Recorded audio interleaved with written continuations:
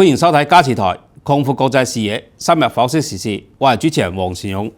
2026年1月15號，美國總統特朗普透過社交媒體宣布加沙和平理事會正式成立。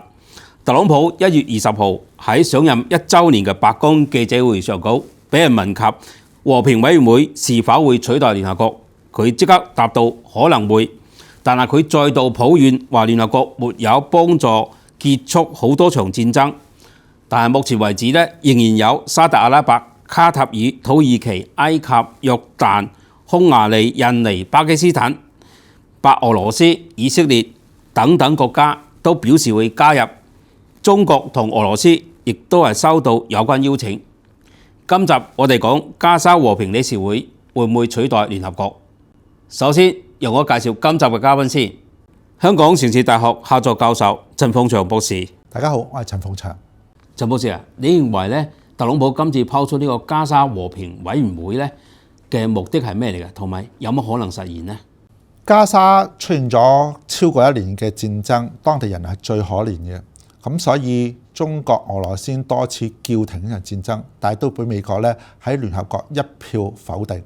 直到特朗普用佢嘅權力、用佢嘅影響、用佢嘅霸道、用佢嘅方法叫停咗戰爭，亦都同期話要成立一個和平委員會過渡往後發展。我哋先睇呢一場戰爭，實際上係咪真係停咗呢？睇翻以色列，竟然有再驅逐有關聯合國嘅相關和平嘅隊伍離開。其實以色列係點樣去控制呢個局面就好明顯，而美國絕對係背後一個咧主要嘅幫兇。成立呢個委員會會唔會公平呢？成為一個好大嘅疑問。咁當然聯合國授權成立一個委員會就係一個事實，但係委員會點樣成立就出現咗今日嘅爭議，亦都係啱啱喺過去一個星期三呢個爭議進一步提升，去到一個咧大家某個程度上難以接受嘅境地。嗱，有幾個特點點解會難以接受呢？首先，裡面要知道整個理事會架構係點嘅。特朗普話佢係永遠永久嘅主席。聽嗰個委員會做永久主席，呢個委員會幾耐啊？係咪3個就結束呢？唔係喎。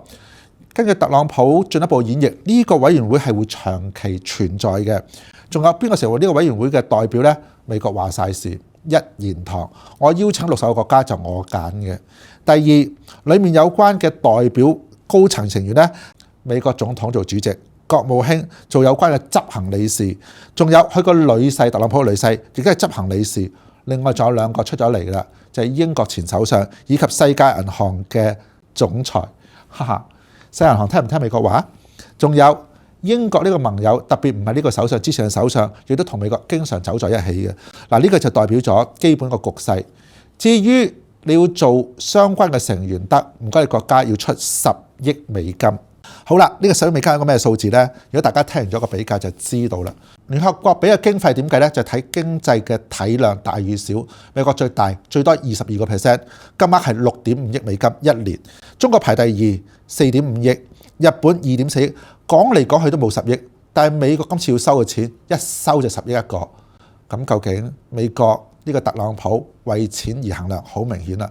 但係最終有個字眼去總結呢一個咁嘅委員會。原來唔少評論講呢個叫山寨版的聯合國。美國特朗普係準備將佢取代聯合國，喺聯合國國際上嘅組織，美國完全一個個退群，唔交會費，但係就成立呢一個目標就係取代聯合國。你話大國會唔會聽話呢？你數嘅都係細國，細國弱國無外交，被逼要聽住美國冇得講。但係大國尤其法國已經表示我唔會嚟啦。咁呢一個就係屬於今日所講嘅和平委員會。勇哥，特朗普呢一次究竟背後有幾多目的，同埋喺邊度睇得到呢？我認為今次特朗普拋出呢個加沙和平委員會咧，呢個目的咧，其實咧有2方面嘅。一方面，我覺得係佢係延續咗拜登時期曾經拋出一個想搞一個叫做中東走廊，從印度經過中東直到歐洲嘅，佢想將好多能源同埋呢個供應鏈咧進行重新組合嘅。呢個我覺得係一個翻版嘅有關嘅計劃，但係有冇可能實現咧？當時就發生咗呢個哈馬斯就開始突擊以色列，而且令到呢種戰火延續到而家。咁啊，我哋見到咧，其實加沙地帶發生嘅人道慘劇係非常之嚴重嘅，已經造成呢個加沙地帶6-7萬人死亡，其中大部分係婦孺。另外咧，仲有幾十萬人咧就係無家可歸同埋受傷嘅。但係呢場仗會唔會隨住特朗普推出呢個和平委員會而平息呢？我覺得完全唔會。咁啊，佢另外一個目的咩呢？我覺得而家特朗普嘅全球戰略呢，就係都係以呢個所謂中俄威脅論呢為前提嘅。佢如果搞得成呢個呢，其實都有想制衡中國嘅一帶一路。咁啊，但係咧，我覺得特朗普嘅所作所為，或者係佢嘅眼高手低，尤其係樣樣都係講錢。入呢個理事會咧，一開價就要10億美金，而且佢要自己做莊，而且要自己落莊之後，仲要做老細，有乜可能啊？所以我覺得而家你睇下呢啲國家咧，根本上咧係敷衍佢，或者係有啲係部分人真係叫擦鞋仔，就想討佢歡心。正如佢嗰個貿易代表盧特尼克所講，我哋而家做任何嘢都要我哋總統開心，我哋總統開心就得㗎啦。可見啊，呢啲根本上係舊式嗰啲皇帝嘅王朝嘅思想，即係我哋老闆開心就得㗎啦，其他冇所謂，係對定係錯，甚至係非常之錯都唔緊要嘅。所以可見呢，大家全世界都係嗰句，都係等緊呢個特朗普點樣出錯，或者講句難聽啲，點樣跌落地，我哋就唔好講嗰啲其他形容詞。但係咧，我覺得佢今次佢背後嘅目的咧，會唔會實現咧？我覺得難度非常之大，因為咧，中東地區係一個地緣政治好複雜嘅，淨係以色列同呢啲中東國家咧，係根本上咧就算夾硬拖埋一齊，都係面和心不和，所以最後嘅結果咧，我諗都係不了了之嘅。所以呢啲無論呢啲中東國家敷衍佢，即係表面上參與或者係被動參與都好，你睇下佢自己嘅嗰啲所謂歐洲或者北約嘅盟友咧，好似咧得一個匈牙利點頭，其他都唔出聲。法國就跳出嚟話我哋係唔參與，結果咧搞到佢咧扎扎跳。所以可見咧，特朗普呢個所謂嘅算盤咧，我估計咧都好難打得響嘅。陳博士啊，你認為咧特朗普咧用呢個和平委員會有冇可能咧改變咧佢肆意破壞呢個聯合國喺戰後咧對維護國際秩序嘅作用咧？特朗普司馬昭之心就好明顯啦。睇翻好多資料可以顯示到嘅。1月8號，特朗普接受一個訪問，清楚講明《紐約時報》講：我不需要國際法嘅，我只係受自身道德約束。呢一個係咩意思啊？佢心中係冇國際法嘅，所以聯合國嘅制裁、聯合國嘅要求，佢唔跟住做係好明顯。如果自己定立一個目標，又得唔得呢？再同大家分享另一個主要嘅資料。另一個更加關鍵嘅咩叫聯合國？聯合國係1945年二戰之後成立嘅新嘅國際準則。呢個準則就係大家坐低傾。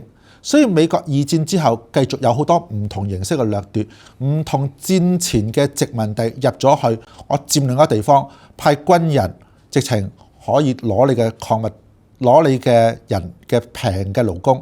呢一個係戰前嘅殖民主義，而戰後美國嘅做法係相對叫做民主包裝，包括我希望扶植一個親美國嘅政府，所以見得到所謂咩民主基金會啊，如果你個總統選出嚟嘅唔啱我意，可以推倒你嘅。委內瑞拉係咁啦，烏克蘭係咁啦，都係代表咗嘅，都係一個咧國際法上嘅包裝，繼續掠奪。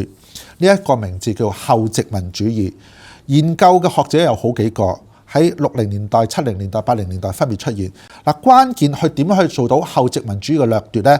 所以必須做到幾樣嘢，今次可能就推翻咗啦。一，喺呢一個教育上嘅宣傳形象，我哋美國嘅大學教育係最強嘅。你嚟讀書啦，於是你去咗美國接受教育之後，唔少美國國際機構接受當地人作為一把手嘅總裁，但係背後有個特點，都係喺美國名校受過教育嘅，所以教育上影響住呢個國際形象、國際處理手法，就係歷來美國總統所做嘅。娛樂影視，我哋睇荷里活影片講過好多次啦，咩叫蘇聯鐵幕國家，咩叫伊朗極端有問題嘅等等恐怖主義，都係屬於形象上抹黑，又係美國所做嘅。特朗普今次點啊？完全推倒晒啊！自己講到明，我要嚟侵略，我要嚟攞嘢。呢個二戰之後嘅國際形象又推翻咗啦。如果再數嚟，就好幾種嘅，不過時間關係，真係跳開翻嚟呢一個和平委員會，擺到明就係我唔要國際法，我要用自己形式，但係關鍵帶嚟一個重深遠嘅影響。戰後美元霸權有風險買美國國債作為避險資產，今次美國總統特朗普唔承認聯合國，亦都等於進一步可以推倒佢嘅金融霸權，帶嚟嘅災難性將會難以想像。如果一旦一個唔能夠自控嘅特朗普使用埋呢個金融上嘅毀滅性嘅推倒國際秩序，美國將會萬劫不復。勇哥，你對呢個和平委員會仲有咩睇法呢？我呢有個陰謀論，我覺得國際尤其係地緣政治呢，我覺得俄羅斯同美國之間呢可能有啲交易。啲交易嘅話呢，係從幾年前呢個敘利亞嘅阿薩德政權呢突然間倒台，因為我哋知道呢阿薩德政權呢，大家對佢嘅睇法好唔同角度啦，但係佢本身呢，佢個軍事化呢係非常之高嘅，同埋佢嘅精兵係非常之多嘅。但係點解會一直之間呢，就突然間倒台，同埋撤出佢個勢力，甚至佢都自己要流亡去俄羅斯？呢個係我覺得係一個好大嘅疑問，背後可能同美國有啲咩利益交換。第二，今次美國亦都係提出呢個和平委員會呢，亦都係同呢個普京呢，我覺得有少少扯貓尾嘅情況。呢個呢，我諗國際專家都會進一步分析，將來將會發生咩事呢？同埋我哋國家都要十分之留意嘅。另外一方面呢，我哋都見到咧，呢個特朗普呢，而家對任何反對佢想做嘅嘢呢，就會暴跳如雷。例如法國總統馬克龍第一個跳出嚟話反對，即係唔會加入佢呢個和平委員會，佢就好嬲，話要徵收法國白蘭地200%嘅關稅。所以我覺得佢而家呢個人呢，就有少少小朋友玩泥沙，人哋一唔中意佢呢，佢就又喊又鬧又打，即係根本上呢，呢個係已經脫罪，唔係一個國際級嘅國家嘅領導人應該嘅所作所為。咁另一方面呢，我覺得特朗普呢，而家個心入邊嘅盤算咩呢？我覺得都係喺嗰個股市上留一筆。最近嘅美國股市都係上上落落，尤其係佢對呢個格陵蘭、對加沙，我諗都係用相同手法。如果歐盟或者北約國家佢嘅以前嘅盟國，如果再唔表態，我估計佢又要加多20%關稅，直到對方可能又起晒槓，甚至喺金融方面咧作出一個還擊，可能佢又跪低。所以我覺得來來去去大家好似都做緊一啲博弈喺後邊，但係最後最症結嘅問題就係你特朗普你呢個人嘅思維喺邊度？咁啊，頭先我哋都討論過，佢而家佢最中意嗰啲咧就係忠臣擦鞋仔，樣樣都即係吹捧佢，佢係最開心嘅。但係真正嘅國際形勢或者美國嘅利益喺邊度咧？我估計好多咧俾佢嘅私利肉化咗。佢將呢個形勢咧起起落落投射喺個股票度，上上落落。我估最近咧佢都賺得唔少㗎。另外咧，我哋都見到，尤其喺 AI 方面咧，其實中國而家已經非常之警惕啦。甚至輝達嘅 H200晶片咧，我哋都國家都好堅決，除非必要，我哋都唔俾佢入口。所以可見咧，我哋國家其實已經洞悉咗好多背後嘅原因，包括佢今次提出呢個和平委員會，中國就話收到有關邀請，但係我唔表態係咪加入。